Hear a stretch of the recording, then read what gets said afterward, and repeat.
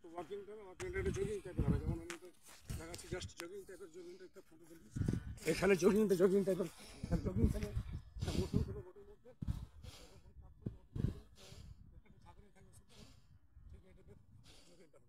ধীরে ধীরে যেমন স্পিড বাড়বে সেটা স্পিড কমতে হবে। মোটামুটি করে দিলাম। তার মধ্যে খাওয়ার জন্য যাদের খুব বেশি প্রবলেম আছে তারা মেনলি স্যালাড ফলের পর থাকবে, ফলটাকে একসঙ্গে খাওয়া যাবে খালি পেটে। সকালে খালি পেটে ফলটাকে তখন তাহলে একটা খান, 12টা পর্যন্ত ফল খান, তারপরে স্যালাডটা খান। খাবার আগে যদি ভাত মুড়ি রুটিটা বন্ধ করতে পারেন, এর থেকে ভালো জিনিস হয় না। এতে প্রোটিন সবসময় দরকার। যারা অতি পরিশ্রম তারা সব কিছু খেতে পারেন, মাংস মাছ সবই খেতে পারেন, কিন্তু জেনারেলি 1 নম্বর হচ্ছে খালি সবজি খাওয়াটাই মেন। যত সবজি, ভাতের পরিমাণ 1 চামচ হোক, এটা যখনই খাবে তখনই কার্বোহাইড্রেটটা কমে গেলে অটোমেটিকলি ফ্যাটটা কমে যাবে, তো অটোমেটিকলি ওয়েটটা কিন্তু বডির থেকে কমতে আসবে। যোগ কিন্তু মাস্ট, যোগ কিন্তু করতে হবে।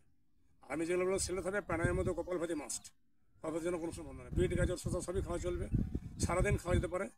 ভাত রুটি থেকে দূরে থাকে, যদি তাদের বাজরা বা জোয়ার এগুলো খাওয়া গেলেই শরীর অটোমেটিক ধীরে ধীরে।